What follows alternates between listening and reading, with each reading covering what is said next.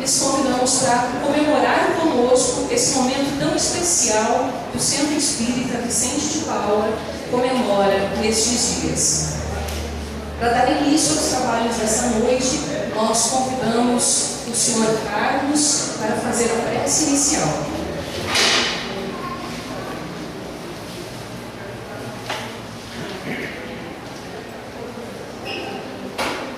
Irmãos e irmãs, encarnados e desencarnados, boa noite. Que a paz de Deus, de Jesus, a espiritualidade com nós seja conosco.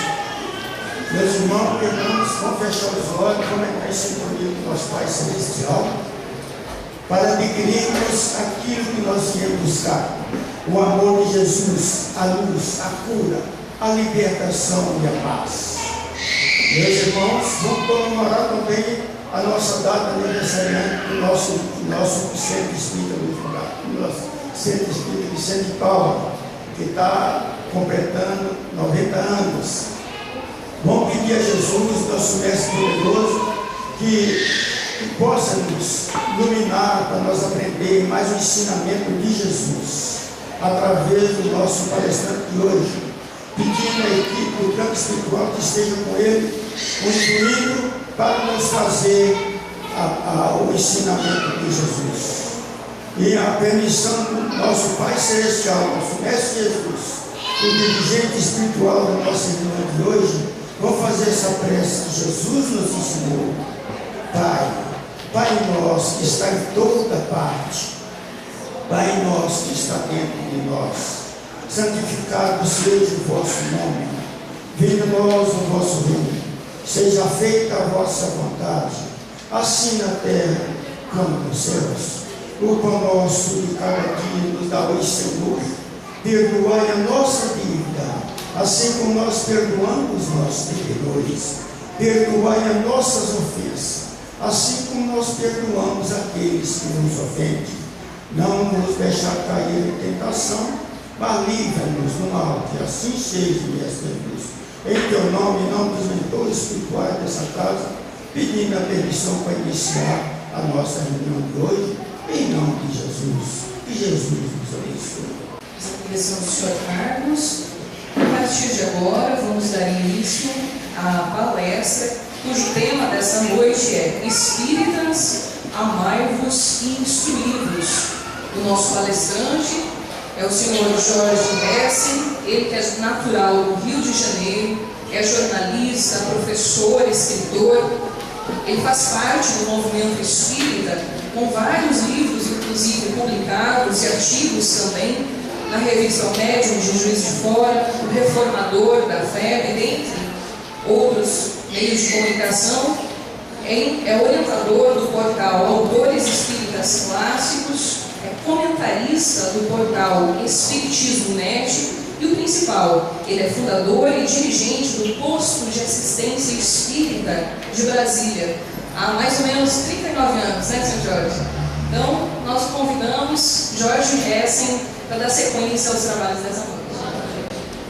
Eu queria também registrar a minha alegria de estar com a Natalina aqui, a dona Eudínia, o esposo dela, que nós há 39 anos fundamos o bairro. Quer se levantar, dona Eudínia, para que todos os seus componentes conheçam?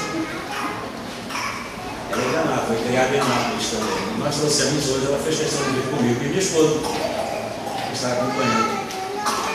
E nós trouxemos junto, então, amar-vos e instruí-vos. Nós vamos analisar um pouco sobre essa questão. Eu fiz um roteiro para não devagar muito. A nossa proposta é fazer uma divisão da exposição. Primeiro, trazer as minhas congratulações aos trabalhadores do Vicente de Paula pelos 90 anos de trabalho prestado em nome da doutrina espírita nesta cidade. E, evidentemente, a partir de 1925, pelo grande evento da história da Nápoles, foi a primeira instituição espírita oficializada, né, aqui na região. E antes mesmo de outra doutrina, exceto após o nosso irmão católico que aqui já estava. Então isso tem um significado muito grande, considerando nesse pioneirismo em que essa semente lançada nesse solo está realmente germinando cada vez mais na qualidade. O 6º capítulo do Evangelho segundo o Espiritismo é que nos remete à reflexão dessa frase. Quem assina a frase? Espíritas, amai-vos e instruídos, é nada mais, nada menos que o Espírito de Verdade. Para uns, o Espírito de Verdade seria, onde ele estiver, nas suas mais distantes e inimagináveis distâncias de nós, mas numa conexão direta com Allan Kardec, para administrar a codificação do século XIX.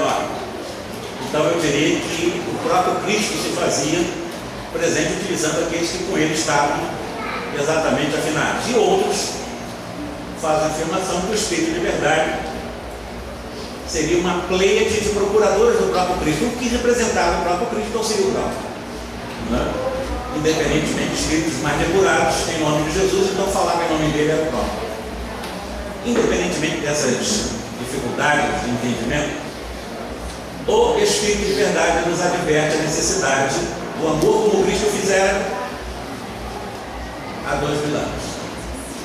Mas a questão da necessidade também intransferível da instrução, do aprendizado. E como nós estamos lidando com isso? Inicialmente nós vamos trabalhar com vocês na reflexão da noite a questão da instrução, para culminarmos na fala com reflexões em torno do amor. Por prioridade, evidentemente, o amor é o amor. E em termos de valor, evidentemente, nós temos que dar uma carga de um sentimento mais acentuado quando nós falamos de amor. Mas para falar de instrução, nós vamos de alguma forma fazer didaticamente algumas reflexões com o Espírito de Verdade da necessidade dessa instrução. Primeiro, por que devemos nos instruir? Quais as formas propostas dessas instruções? Como as casas espíritas têm conduzido em suas programações os processos instrucionais? A princípio, quando o Espírito de Verdade nos conclama a necessidade da instrução, ele está nos mostrando que com a instrução sobre base sólida, nós temos a capacidade de melhor selecionar, ou de escolher, ou de não misturar, como ele mesmo diz, o joio com o trigo, o joio com a boa semente, palavras dele, as utopias com a verdade. Sem instrução, no movimento espírita como um todo, nas casas espíritas, nós acabamos, digamos que, criando alguns tipos de dificuldades de consciência doutrinária, quando em nossas mãos são ofertadas obras que não têm a consagração da própria doutrina espírita, embora vendáveis, comercializadas em maior número do que as boas obras. E isso é uma dificuldade, porque quando nós não temos uma boa instrução, uma boa leitura de doutrina espírita, nós realmente misturamos tudo. Nós perdemos o foco. E ao perdermos o foco da terceira revelação, deixamos de, por isso, colaborar até com o Espírito de Verdade no processo da manutenção, nas diretrizes, no destino da doutrina espírita na humanidade. Porque à medida que eu não seleciono bem aquilo que eu estou lendo, daquilo que eu estou aprendendo, daquilo que eu estou estudando, eu terei uma chance muito grande de desaprender aquilo que eu acho que estou aprendendo, ou aquilo que eu nunca aprendi, então também nem desaprendemos tudo. Para que nós possamos selecionar bem a boa mensagem da má mensagem, a revelação das utopias, evidentemente nós temos que transformar uma casa espírita necessariamente também numa escola, já que rigorosamente nós fizemos ou fazemos uma casa espírita um santuário. um santuário considerando a necessidade que temos num processo de projeto de espiritualização, pela oração, pelas práticas que nós chamamos práticas de profunda religiosidade ligada até assistencialismo. Aqui aprendemos então pela fé, pela oração, pelo trabalho, transformando bem o núcleo de divulgação espírita em santuário. Mas essa não pode ser a prioridade. A princípio, não. Ela pode ter muito fôlego a partir do momento que aqueles que estejam envolvidos nesse grande santuário o façam com a consciência de causa, o façam com o conhecimento da doutrina espírita. Afinal de contas, isso tem que se transformar numa escola de doutrina espírita. E como escola de doutrina espírita, nós temos que ter cuidado, aqueles que instruem, como estão instruindo, a relação instrutor-aprendiz, as condições sociais e intelectuais do aprendiz, tudo isso tem que ser visto. Como nós estamos conduzindo essa relação de instrução, como nós estamos propondo exatamente a necessidade que temos de espalhar ou divulgar ou ensinar ou instruir as questões morais e as questões espirituais que a doutrina espírita nos oferece. Como nós estamos conduzindo isso? Nós estamos fazendo realmente uma boa condução daqueles que já detêm o melhor conhecimento da doutrina espírita no campo exatamente da educação, da boa formação, da boa instrução para aqueles que não conhecem, ou apenas transformamos uma casa espírita em um núcleo exclusivo de assistencialismo, que tem a sua extrema importância, mas ficando só neste foco, certamente quem ali estiver envolvido e não partir para a boa instrução, ele não vai conhecer o Espiritismo.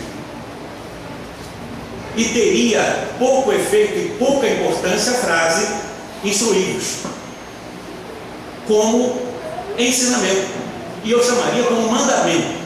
Não é exatamente o que o Espírito de Verdade diz, mas é um mandamento. O amor e a instrução. A instrução é um mandamento. A aprendizado é que vai nos favorecer para que nós saibamos, com passos seguros, fazer as coisas certas, ou errar menos possível. Ao acertar o mais possível, conseguimos lograr mais êxito aos nossos projetos de trabalho no núcleo espírita. No meu roteiro aqui eu coloco exatamente na lembrança de que dificilmente você vai conseguir encontrar um verdadeiro espírita se esse suposto espírita não conhece as obras de Allan Kardec. Eu diria que é impossível alguém conhecer o espiritismo sem as obras clássicas, sem as obras fundamentais. Alguém poderia exatamente contra-argumentar com aquela retórica de que não, a pessoa analfabeta não vai aprender Allan Kardec, porque Allan Kardec é muito difícil. Isso não é verdade. O livro de Espírito é muito difícil. O livro de Espírito é a constituição do Espiritismo, é a carta maior do Espiritismo, não tem como fugirmos dele, até porque todas as demais obras surgiram dele, do livro dos Espíritos.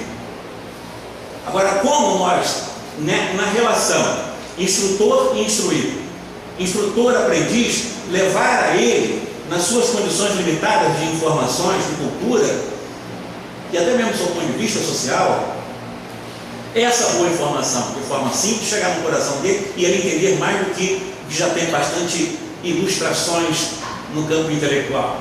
Ele entende melhor do que os intelectuais. Então isso não pode ser argumento. Não, precisa de estudo, só trabalho. Estudo e trabalho.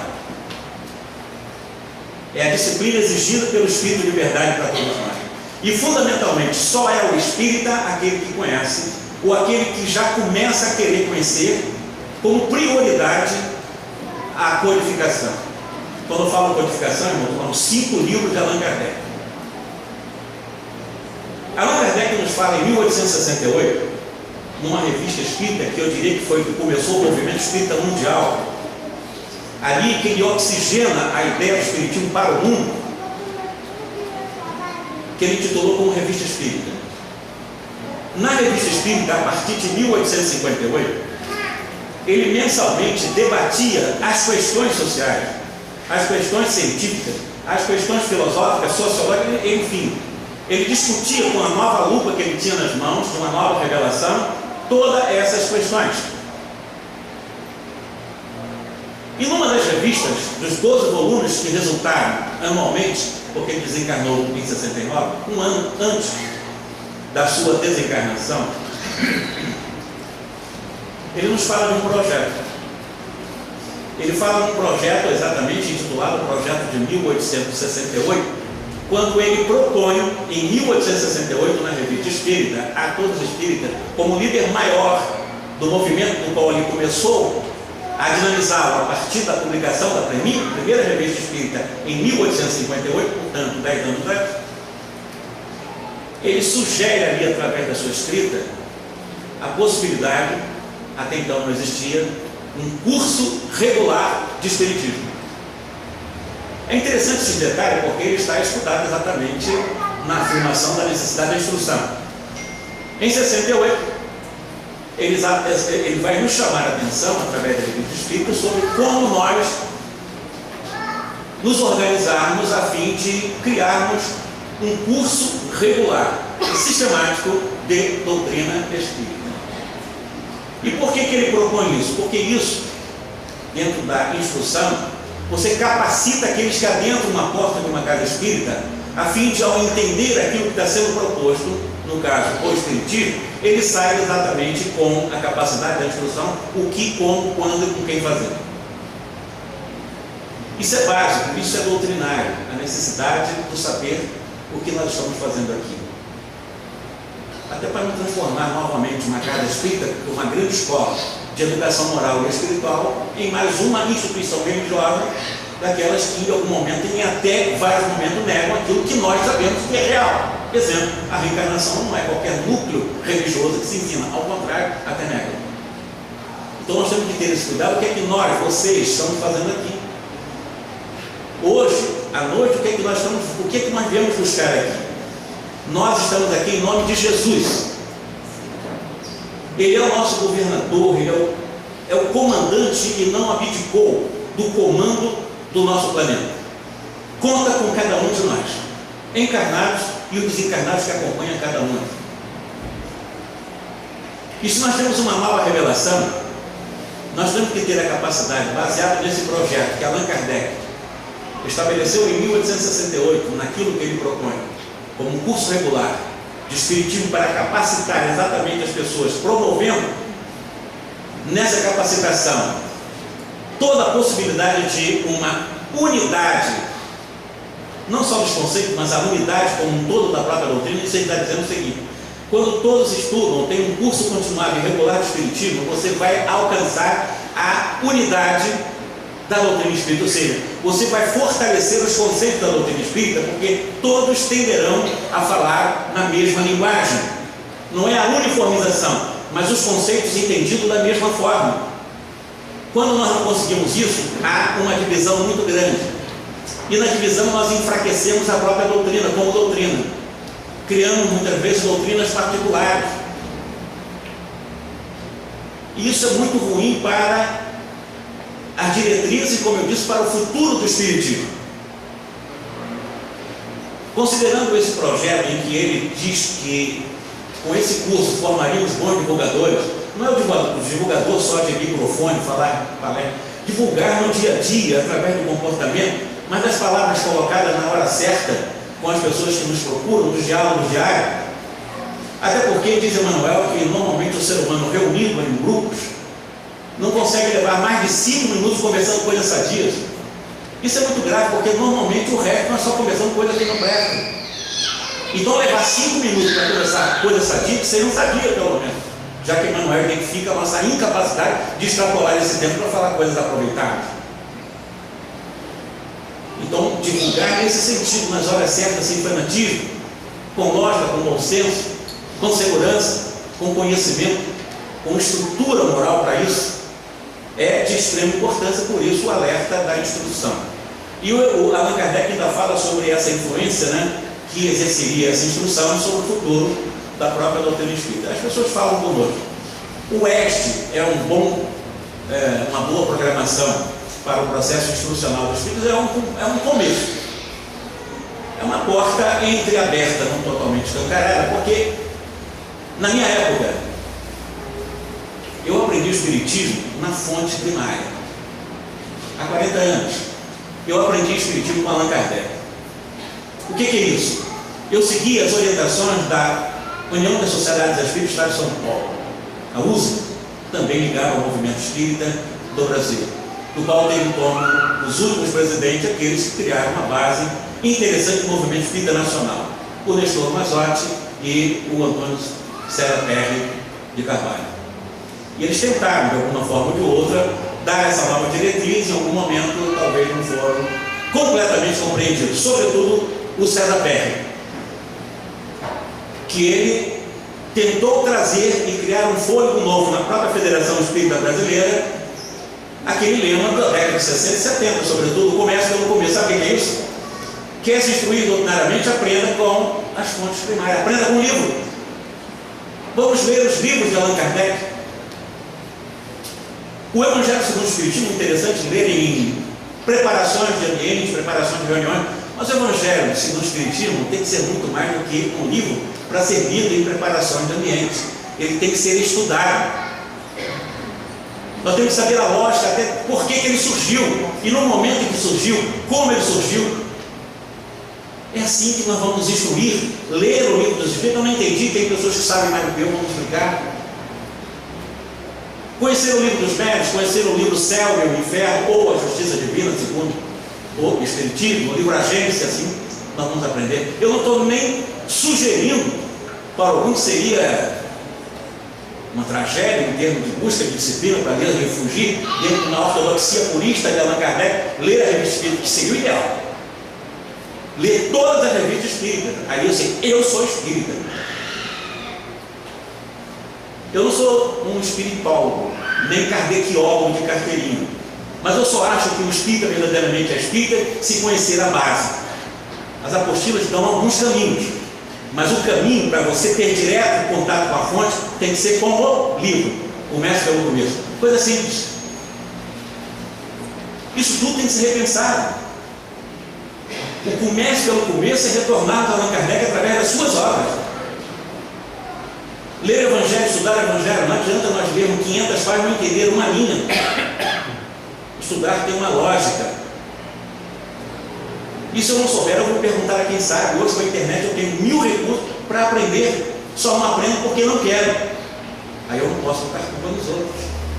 Nem na casa espírita que tem essa boa diretriz para boa instrução. Eu quero deixar bem claro, eu não estou, em nenhum momento eu estive aqui fazendo censura de que uma apostila não tenha valor. Tem muito valor, irmão, não estou dizendo o contrário. Eu estou dizendo, se vocês querem aprender espiritismo mesmo, o ideal é pela fonte primária.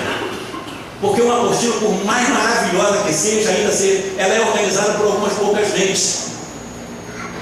Ela é importante, mas você vai ler a maneira desse grupo que organizou a apostila, porque eles acham que é importante e tal. Interessante, vocês vão ler a cabeça de meia dúzia. Ali no livro vocês vão conhecer a doutrina espírita pela fonte primária, Allan Kardec. Por isso que eu digo, dificilmente eu vou entender a instrução espírita sem que a pessoa conheça as obras básicas. Não adianta dizer por aí, não conheço romance não forma espírita.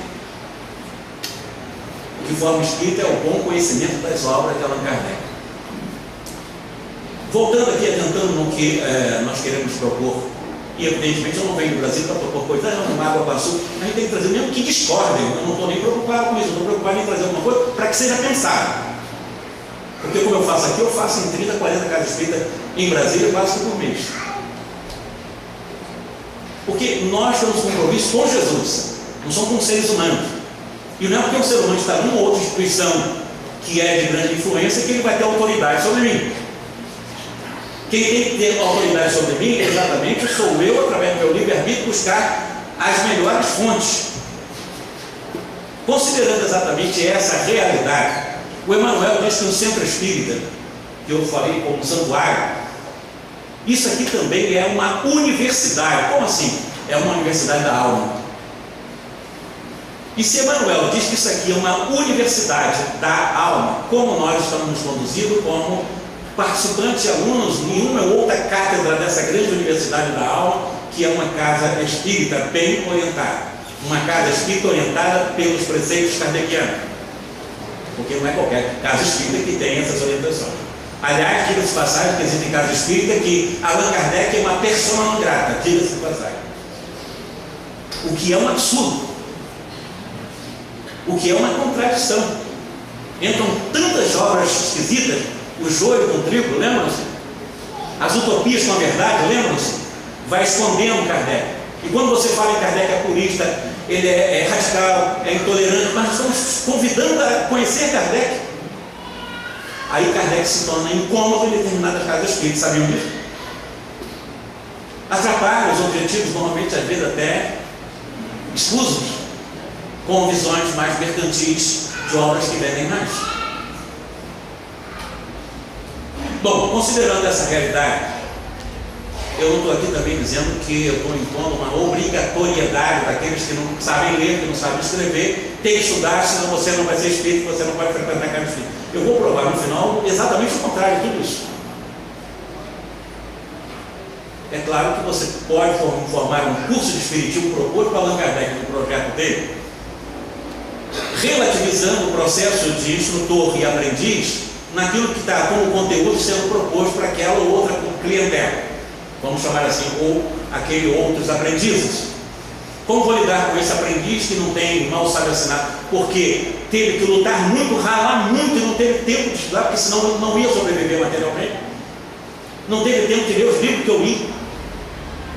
Como é que eu vou exigir dessas pessoas aquilo que Deus e a vida me permitiu em ler, e eu consegui realmente ter bastante informações, quando ela teve que sobreviver, trabalhar para comer?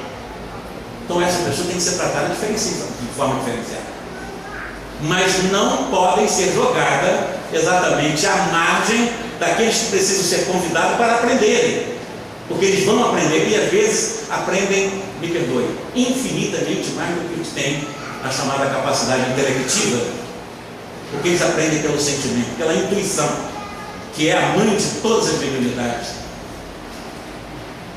Considerando então os benfeitores que nos falam sobre a necessidade desse estudo para que nós caminhemos com segurança naquilo que nós fazemos em nome de Allan Kardec, em nome da doutrina espírita e, em última instância, em nome de Jesus, porque ele é a representação máxima que nós concebemos daquela manifestação direta do Criador conosco.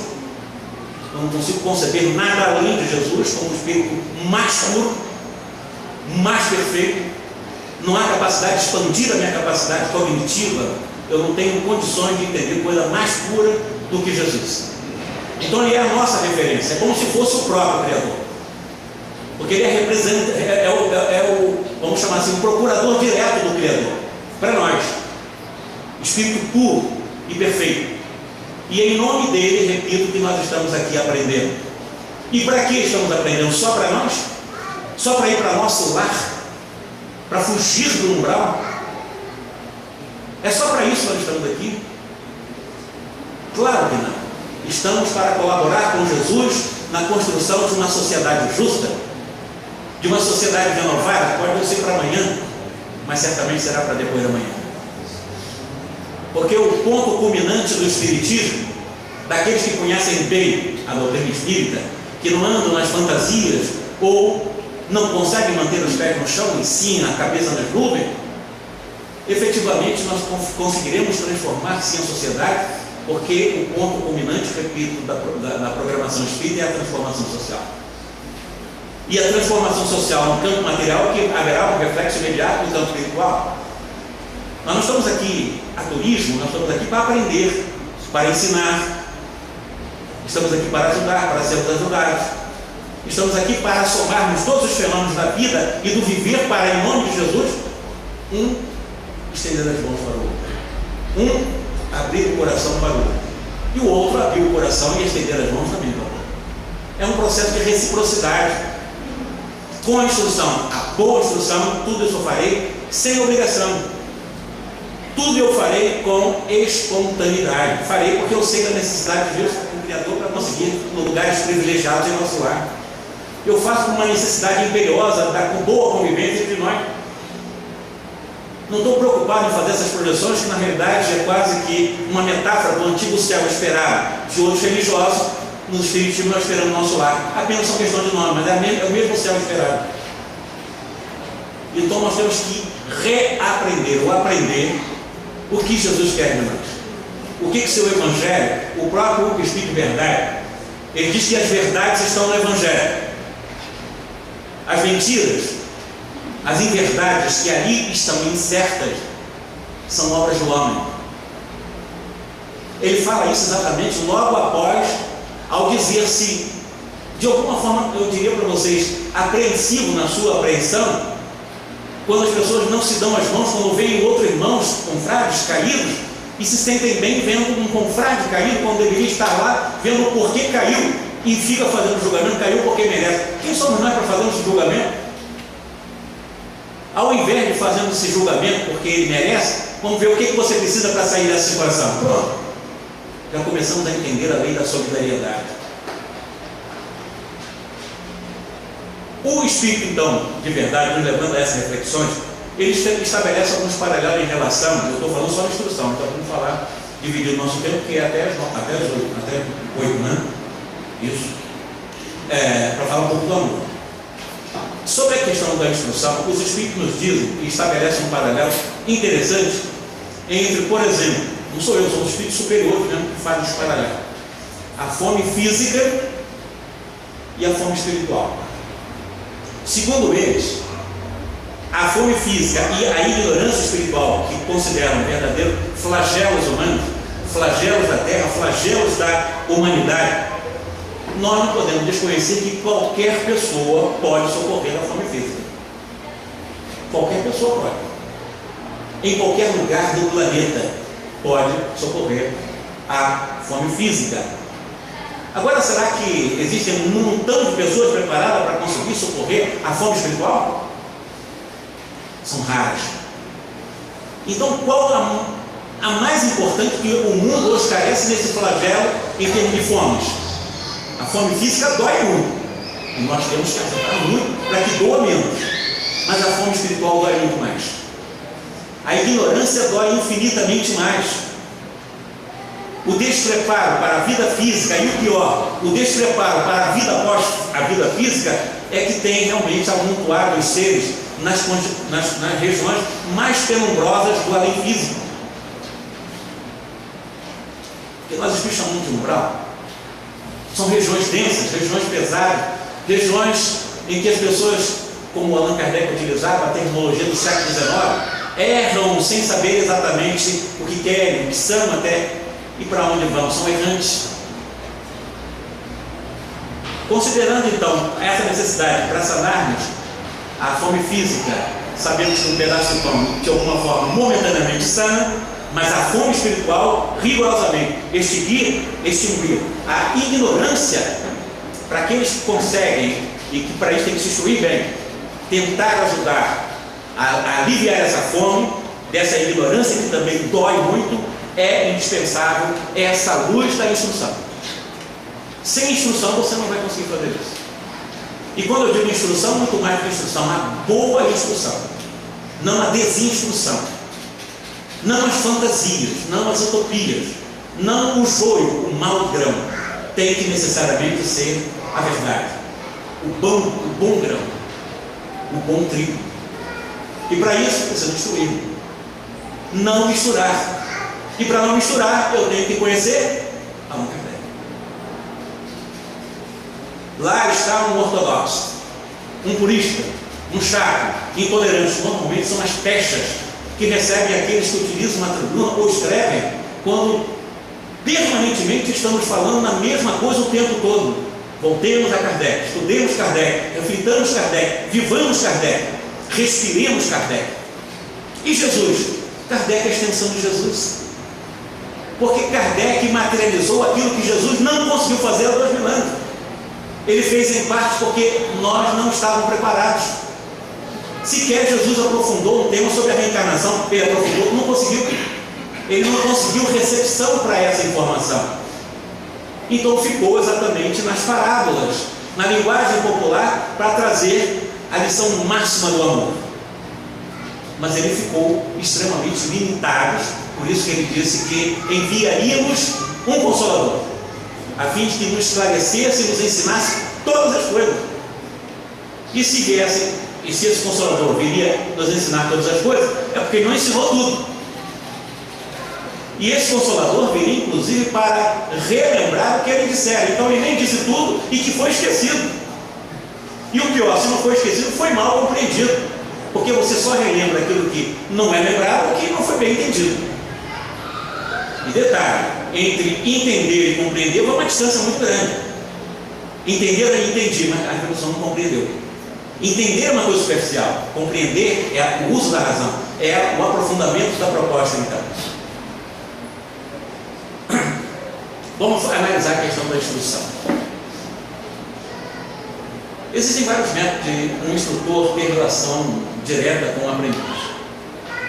Nessa relação, considerando o perfil psicológico do aprendiz, daquele que está aprendendo a lição através da veiculação de um bom instrutor, evidentemente que tem algumas, eu diria assim, particularidades dessa relação. Uma eu coloco como aquela instrução que é exatamente o repasse de conhecimento. Quem instrui, ele está fazendo o quê? Ele está repassando informação, ele está repassando conhecimento. E nessa relação de repassar conhecimento, existem três, como eu disse, peculiaridades, três particularidades. Nessa relação existem aquela instrução que eu chamo de instrução bancária. Como assim? A instrução bancária é aquela instrução em que o instrutor fala, ensina, instrui, e o aprendiz vai sendo informado, nutrido de informação e não participa. Então ele está agindo de forma passiva, por isso bancária. É exatamente o aprendiz passivo. É aquele que está, ele não questiona, ele apenas supostamente está entendendo, que já é bem a superfície da compreensão. Aí existe uma outra possibilidade nessa relação da boa instrução. Por isso que isso é que eu disse, fácil e não é tão difícil, nem precisa ser especialista dar o pão, mas a instrução tem que ter a especialização. Tu tem que saber exatamente no amor, porque é básico, a boa instrução. É a instrução problematizadora, isso é muito utilizado na academia, nas escolas. E na casa espírita também tem que ser comum. É interessante essa problematizadora, porque nessa instrução problematizadora, o instrutor, ele vai levando, ele vai instruindo, ele vai concluindo, ele vai criando condições para que o seu aprendiz, aquele que está aprendendo, possa pensar exatamente aquilo que está sendo proposto. E não fique só achando que está entendendo, sem compreender. Então esse bom instrutor é aquele que faz a pessoa participar, faz pensar como ele, não como ele está pensando, mas na maneira como ele pensar, para que a pessoa pense a sua maneira, mas que pense o tema. E não, aparentemente, não entendi, mas não entendeu nada. Chega ali fora, não entendeu, fica só a imagem do bom orador, olha que maravilha, falou bem. O que ele falou? Não sei. Quer dizer, alguma vez que acontece no meu filho. Ah, mas ele fala tão bem, mas o que ele falou? Não sei. Quer dizer, é uma infantilidade do tamanho do mundo. Nós temos que saber exatamente aquilo que foi dito, se você concorda, se você não concorda. E numa instrução mais forte razão. Porque o objetivo da instrução em núcleos ou grupos específicos para esses cursos, para essas instruções, tem que haver exatamente esse debate, eu concordo, eu não concordo, porque eu não concordo, mesmo se estiver errado, mantenha a discordância até um dia a aprender por liberdade concordar, mas não pode fugir do núcleo, do foco, que é Allan Kardec, porque eu não concordo com Allan Kardec, então vai para outro lugar, porque aqui a proposta é Allan Kardec, você só aprender Kardec com as obras básicas. Se você falar qualquer coisa que fere as obras básicas, a princípio está ferindo o tronco de toda uma árvore, ou as bases de um edifício. Aí está no lugar errado. Existem outras linhas que dão liberdade para você filosofar à vontade e ninguém é proibido disso. Mas aqui não. Aqui nós temos que trabalhar com Allan Kardec. Nós temos que respeitar esse grande tronco que mantém a grande frondosa e frutífera árvore da doutrina espírita. Por fim, a instrução, que eu chamaria de instrução doutrinária ou evangélica. Essa instrução, ela tem como base a pedagogia de Jesus.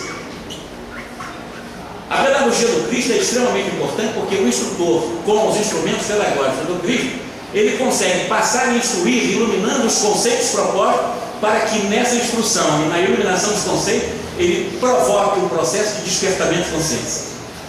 Aí, a pessoa com a consciência desperta, ela compreendeu, não entendeu só.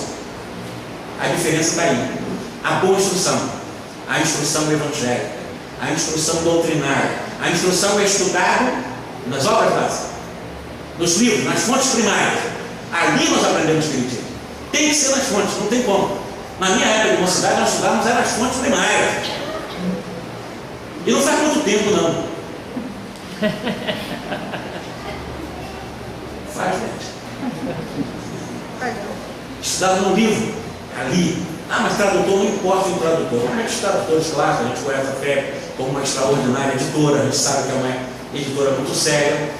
Então aquelas obras traduzidas por João Ribeiro e pelo Moleto hoje são ótimos tradutores, a gente não questiona muito, com estilos diferentes, um do outro, do João Ribeiro com o Moleto, mas são traduções interessantes, mas ali tu tem a obra básica. Ali você está estudando, está buscando na fonte primária para entender Kardec. Eu acho extremamente importante isso. Agora a questão do amor. A questão do amor também, ela tem algumas definições, ela tem alguns, a própria palavra tem 1000 conceituações. O próprio amor, como uma palavra nesses diversos significados e etc. Até eu sempre falo muito, eu uso aquela frase do William Mendes, eu não tenho como fugir dessa frase, viu? Ela sempre me critica. É um livro que a irmã dela, quando viu, me presenteou, chamado ABC da Psiquiatria, a minha cunhada. E uma frase me prendeu a atenção do Dr. William Minninger, que ele cuidava das vítimas da guerra do Vietnã e ele tentava, por todos os caminhos, técnicas freudianas utilizadas por ele para cuidar desses doentes psicopatas ou em surtos psicóticos de guerra, porque ele sabia que o amor era a melhor terapêutica para aqueles soldados.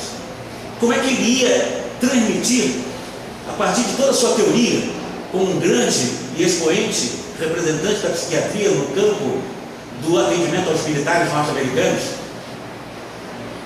Só que ele não sabia exatamente como definir o amor. E ele tentava definir o amor, ou caracterizar o amor, muito racional. E é uma das características do amor. Além do amor egoístico, aquele amor que você tem uma pessoa como fosse uma coisa, e essa coisa como fosse posse sua, isso não é amor, isso é egoísmo, que leva ao ciúme, à incerteza, à insegurança.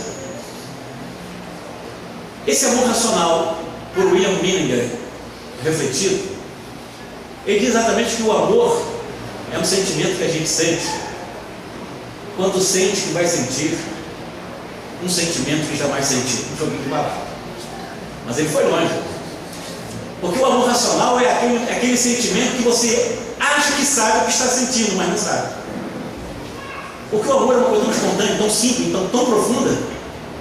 Mas ele sabia que o caminho era esse. Que o caminho era o amor. E além do amor posse, desse amor egoístico, esse amor racional aqui citado, o mais importante dos amores, o amor que nos leva a refletir o porquê devemos nos amar. O porquê devemos amar. Porque o Espírito de Verdade nos coloca como o primeiro mandamento, amai-vos. É o amor incondicional. É o amor que não impõe limites. É o amor que não impõe o retorno do que dá. Ou seja, é o amor total doação. Você não espera nada em troca.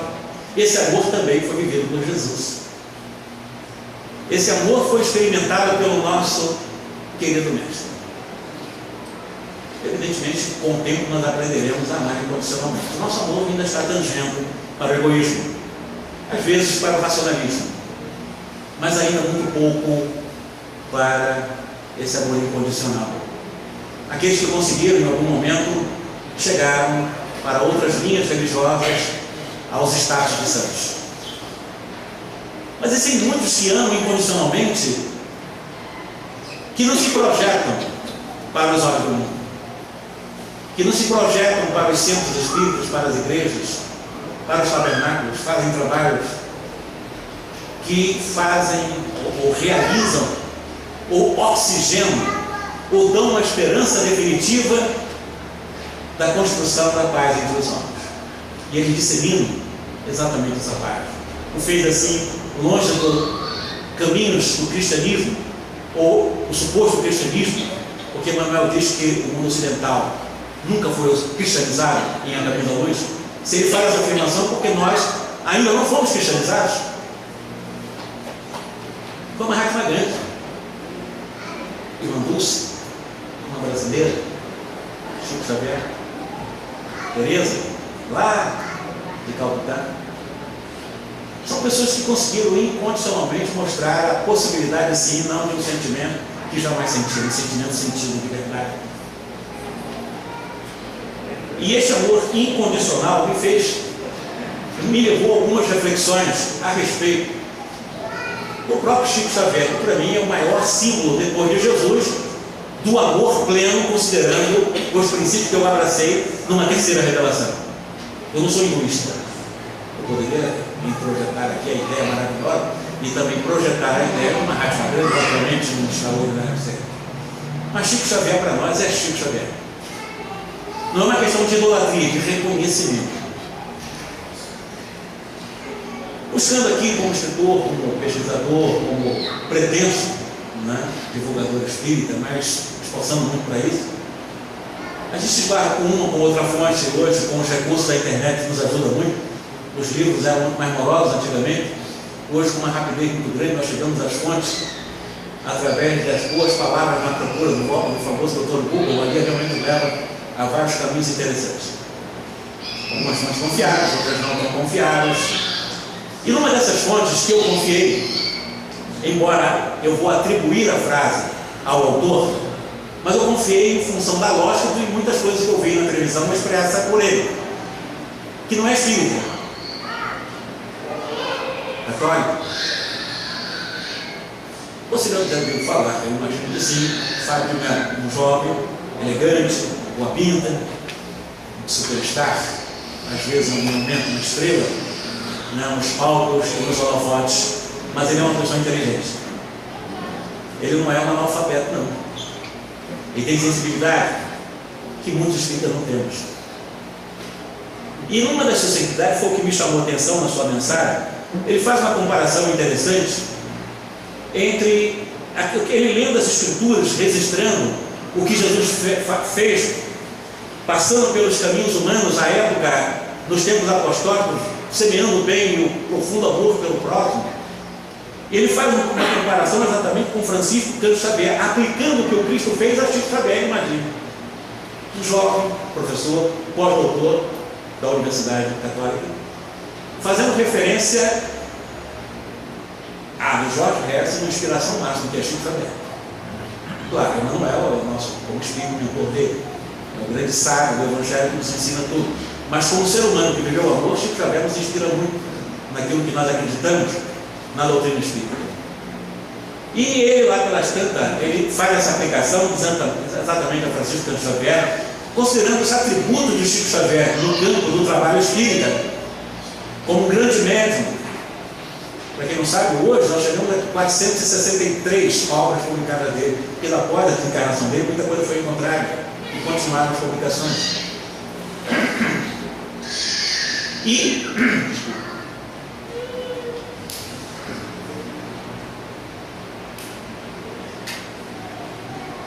segundo o padre, sacerdote, ele faz uma confissão, na realidade, dentro do documento que eu encontrei.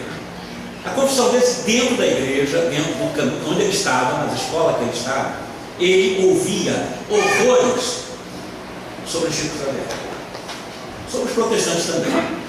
Então eu via muitas fofocas dentro do grupo do qual ele abraça com fé sincera a sua religião.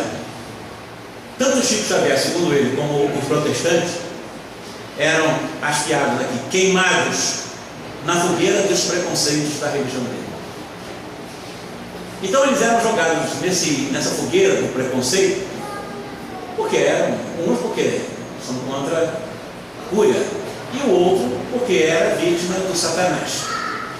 E esses preconceitos vigorando aqui e ali, assim, eu estou me expressando isso porque a nossa igreja, a partir de determinado momento, ela se abriu para o mundo, e ao abrir um diálogo com o mundo inteiro, isso aconteceu, segundo ele, graças a um dos papas, que foi o João 23, que coordenou um dos concílios da igreja, que foi o último e o mais, talvez, importante para essa igreja, que manteve diálogo dentro da modernidade, abrindo os pórticos desse diálogo com todos os quadrantes da terra, que foi o Concílio Vaticano II. E graças a isso ele pôde se expressar como expressou. Graças a isso ele teve a liberdade de falar o que estava falando. Então, embora tenha visto exatamente essa queimação na fogueira dos preconceitos, ele tinha a liberdade de expressar isso e assegurar que Chico Xavier era cristão, sim, na fé e na prática. Ele assina embaixo. Ele era cristão, sim, na fé e na prática. E os atributos que ele identifica no Chico Xavier, na condição de famoso. Chico Xavier era muito famoso, ou não era? Ele foi considerado o homem da história, simplesmente. Então não é tão esquecido assim, né? Não foi só o homem de Minas Gerais, ou o homem mais importante dos 100, o nome mais importante de Minas Gerais, foi o homem da história. Eu diria do mundo, sem medo de errar. Então ele era famoso. Mas o interessante é que ele, sabendo que Chico Xavier era famoso, ele fugia dos holofotes. Sempre ele fugiu dos aplausos humanos. Escondendo-se como um cisco, como grama, como qualquer coisa. Mas ele fugia dos holofotes. Isso não sou eu, é uma pessoa fora do espiritismo vendo o atributo de Chico Xavier. E que poucos espíritas veem. E ainda continua o sacerdote dizendo que ele era poderoso, além de famoso, o poder, porque eu falei de 460 obras, mas na época, quando ele analisa isso, Chico Xavier poderia ter ficado milionário se ele recebesse apenas 1% das obras, oferindo 1% das obras vendidas na produção de mais de 70 anos de mediunidade. Ele não recebeu 1 centavo. Então ele era poderoso sim, mas não ficou rico. O poder dele era o poder radiador do amor, da sua moralidade. E mais do que isso, ele era uma pessoa profundamente venerada. Chico Xavier era adorado. Quantas peregrinações durante um longo tempo ocorreram não só em Pedro Leopoldo, próximo de Belo Horizonte, como aqui no Triângulo Mineiro, em Uberaba, São Paulo, o Brasil inteiro, aquelas caravanas, fazendo peregrinações para terem o prazer de pelo menos visualizarem aquele extraordinário representante de Jesus entre nós. Mas ele nunca pousou como guru, nunca pousou como santo, sempre na mais absoluta expressão de humildade. Sou eu que estou dizendo? Não, Fábio Melo. Só para você ter entendido como isso reflete fora, às vezes, da própria doutrina, o bom exemplo. Considerando essas realidades, ele, o sacerdote, diz exatamente, em últimas palavras, é bem filosófico, mas bastante profundo. Bom seria se nós, eu escrevi um artigo, botei cristãos, ele usa a palavra católicos, mas bom seria se nós católicos, em vez de nos atormentar com os mortos, que escreveram através das mãos de Chico Xavier, seguíssemos com os vivos os exemplos de bondade e de amor desse homem. Perceberam essa frase final? Considerando então exatamente isso, nos trabalhos doutrinários, evidentemente nós não podemos ter uma inspiração de Chico Xavier, ter comportamentos discriminatórios na casa espírita, preconceito dentro da casa espírita, separação entre espíritas pobres, analfabetos, espíritas riquinhos, detentores de muitas posses, doutores, ricos, importantes, como se importante. O que é importante para Jesus? São títulos, dinheiro, beleza, juventude? Não. Nunca foi. E nunca o será. Eu sou absolutamente peremptório nessa afirmação. Porque Jesus, o Cristo, ou melhor, o Chico Xavier, nenhum desses atributos tinha, sequer considerou, sequer complementou o primário. E dentro dessas nossas convenções, evidentemente, voltando ao Chico Xavier, no meu roteiro, para terminar, quase terminar, ele nos convocava, nos pediu, eu tenho todas as fontes para quem quiser buscar no meu site, eu dou as fontes para vocês, de montão, eu tenho muitas fontes, não é o João falando que eu tenho fontes, como historiador, eu obrigatoriamente trabalho com fontes, não trabalho porque eu acho. Eu trabalho porque eu acho, porque eu li. Eu tenho que interpretar o que eu li, evidentemente, mas eu tenho as fontes. E lá o Chico Xavier pedia que nós fugíssemos de quaisquer manifestações pomposas no mundo espírita. Voltar à simplicidade, que é a prática do amai-vos, espírito. Porque nós temos que entender o espiritismo, segundo o Chico Xavier lembra, o espiritismo não veio para os poderosos, para os que têm dinheiro, para os inteligentes, para os intelectuais, para os políticos, não, veio também para ele, mas veio para todos.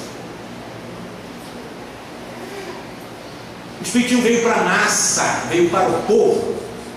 Nós estamos afastando um pouco do povo e às vezes o espiritismo cheira um pouco a elitismo. Se é que cheira, porque é uma coisa que não é coisa boa, não nem chega a cheirar. Nós não podemos nos elitizar.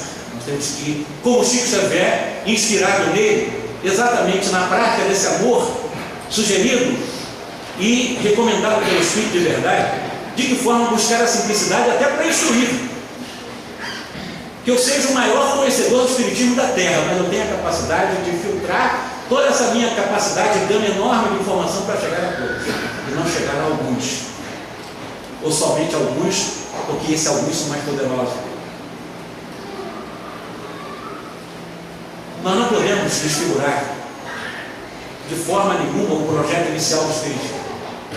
E o projeto inicial do espiritismo nos recomenda não perder o foco de Jesus. Nós não podemos perder o foco do Evangelho. E o Evangelho recomenda a simplicidade em tudo que nós fazemos. Sem holofotes, sem confetes, sem aplausos, com humildade, com simplicidade. Exemplos nós tivemos. Não é impossível, porque nós vivemos aqui perto de nós. Em Uberaba. Evidentemente, quando eu falei sobre as discriminações, os preconceitos, espíritas cultos, espíritas analfabetos, espíritas pobrezinhos, porque recebem um salário pequeno, aqui recebe, e olha assim, como se não fosse irmão, como se nós não fôssemos iguais, nós somos iguais. Se nós não fôssemos iguais, nós estaríamos reencarnados, só reencarna espírito impuro. Os espíritos purificados não precisam reencarnar. Então ninguém aqui é desigual, exceto Jesus, que é o puro. Então não é posição social, fama, poder que vai me diferenciar. Porque na intimidade, após a desencarnação, todos somos iguais, relativamente. Porque quem fez o bem não é tão igual assim. Acaba estando bem mais adiante. É a lei do mérito.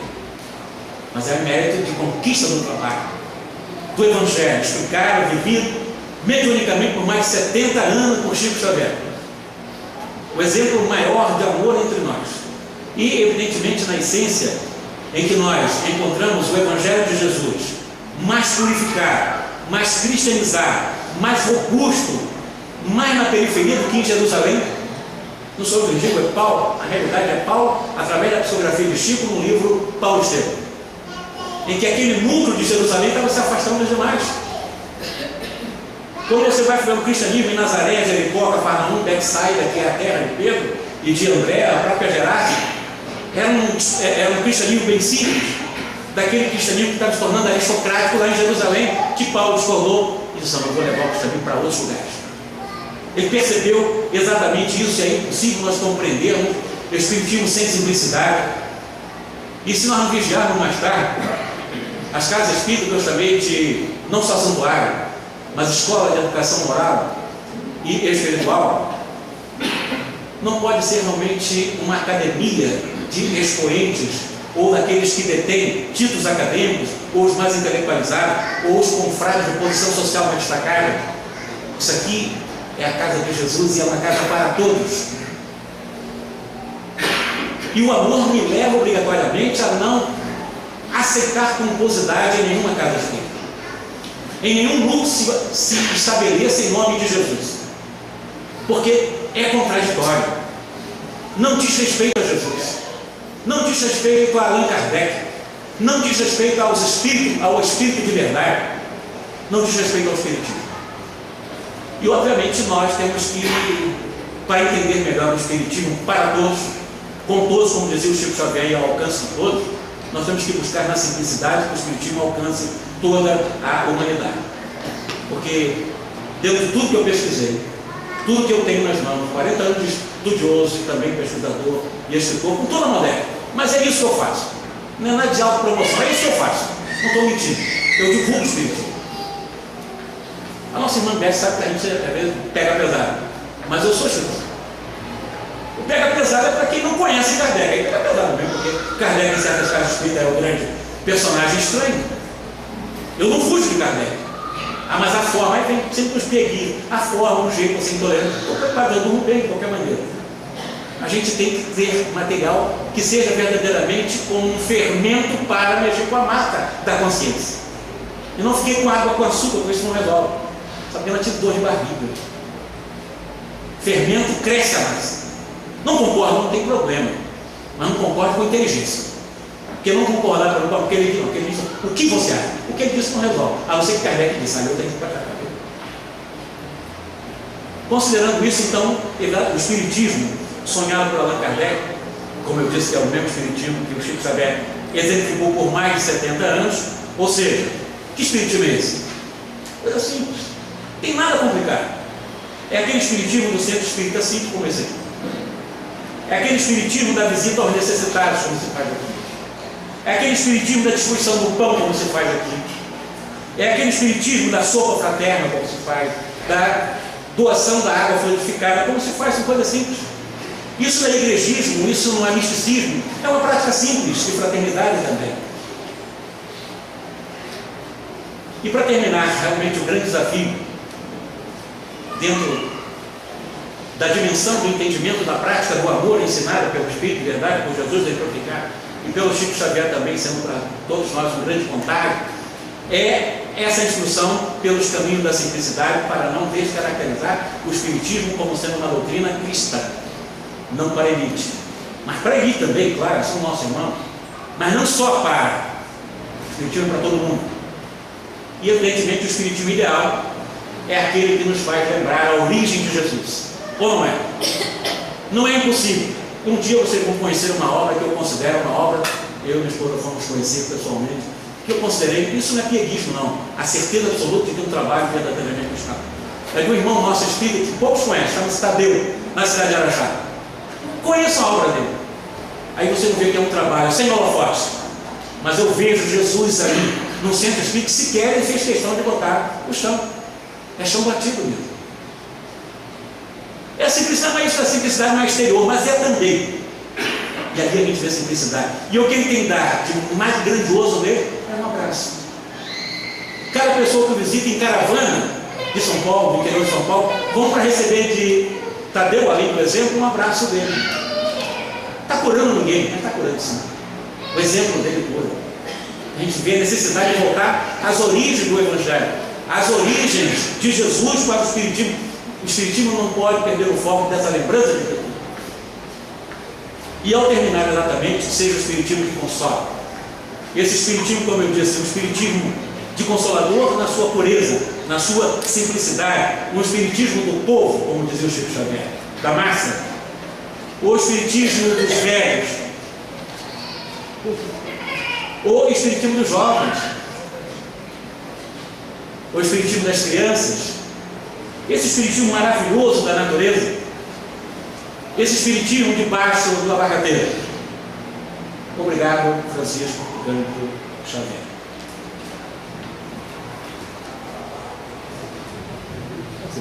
Termina assim. É assim, sério. Nós agradecemos o nosso irmão Jorge Hesse por nos brindar com a palestra dessa noite. Muito obrigado por compartilhar do seu tempo, do seu conhecimento, da sua experiência, por meio dessas palavras tão esclarecedoras. E neste momento nós convidamos a Carmen Cita, presidente do Centro Espírita Vicente de Paulo, para dar alguns recados e também fazer o encaminhamento para a oração final e para o encerramento.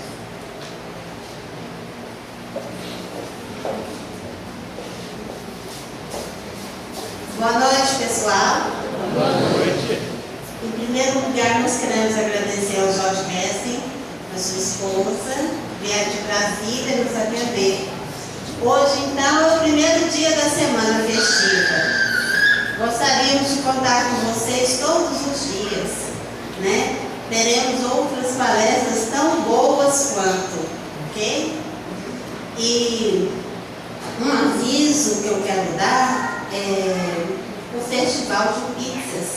Será dia 13. Nós já estamos com os carnezinhos. Quem quiser adquirir, quiser me ajudar, nós vamos estar trabalhando, tá? Dia 13. Eu gostaria de contar. Eu acho que o trabalho une, né? Nós aprendemos a conviver, aprendemos a nos conhecer, nos amar. Essa casa aqui, 90 anos, muitos passaram por aqui. Ela já atendeu muitos, né? Não é à toa que o slogan é servindo com amor, 90 anos servindo com amor. Então, que nós possamos estar trabalhando, estudando e levando para os nossos lares essa harmonia que a gente adquire aqui, né? Esse guia de transformação moral, né, que o Mestre nos deixou. Então, nós vamos pedir a Sara que cante uma música para harmonizar. Hoje, como é atípico a reunião, né, nós vamos dar um passo coletivo, ok? Então, nós pedimos que possamos nos harmonizarmos, entrarmos em vibração com os amigos espirituais que estão aqui, os companheiros que nos ajudam no passe, por favor, vamos ficar assim, em pé, ao redor. A Sara vai cantar, né, uma música assim para nos harmonizarmos. Vamos fechar os nossos olhos, buscarmos o mundo dos amigos espirituais. E nós convidamos a Ângela para vir conduzir a oração do passe e o encerramento da reunião.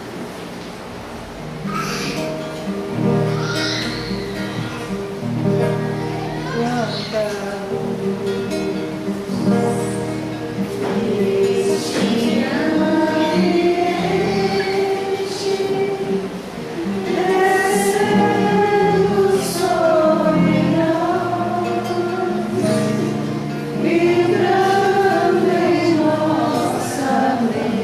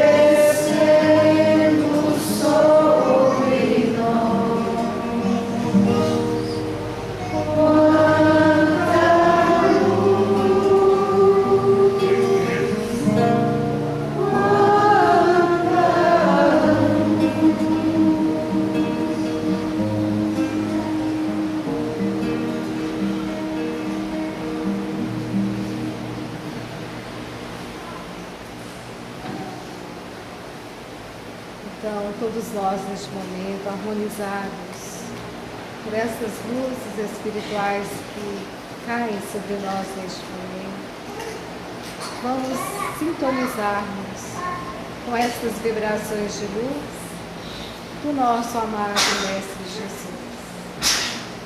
Que neste momento, cada um de nós possamos sentir essa luz bendita fluindo sobre nós. Que possamos sentir o carinho do nosso amado Mestre Jesus, que veio à Terra para nos conduzir até Ele e não esperou que nós crescêssemos para chegarmos, mas veio até nós como um irmão carinhoso que nos pega pela mão e nos ajuda a escalarmos essa difícil escada da evolução. E nós agradecemos a Ele neste momento. Agradecemos a Deus, nosso Pai, pelo carinho também de nos ter enviado Jesus, de nos ter enviado Kardec. E agradecemos por todos os mestres que tivemos no Espiritismo, por todos os amigos espirituais. Neste momento, cada um de nós possa sentir que está saindo de nós como folhas caindo ao vento. Toda a nossa angústia, as nossas preocupações, todos os pontos negros que carregamos de mágoa, de ódio, de inveja, de ciúme, todos os sentimentos ruins que carregamos ainda, Senhor, possamos sentir esta limpa, cristalina, que jorra do mais alto sobre nós, limpando todo o nosso ser. Que nos sintamos livres, Senhor, de todas as preocupações, para que possamos crer em nosso Pai. Temos essa confiança de filhos. Existe uma força suprema que nos protege, que nos orienta, que nos ilumina e nos dá a força para crescer. Possamos sentir neste momento, cada um de nós fazer o seu pedido a Deus, nosso Pai, neste momento.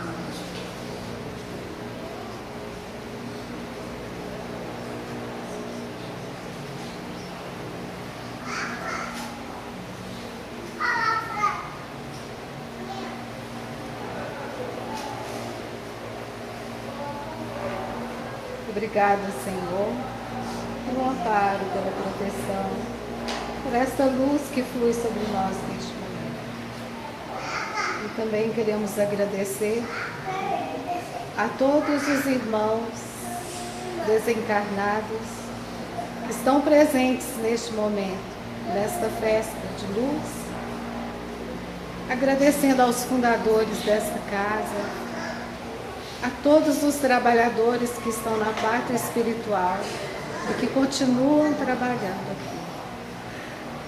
Que neste momento todos estão aqui unidos e fazendo vibrar sobre nós o seu pensamento de amor, o seu pensamento de paz e de luz. Nós agradecemos a eles por todo o trabalho que tiveram. Que hoje nós podemos desfrutar, Senhor, desta casa abençoada.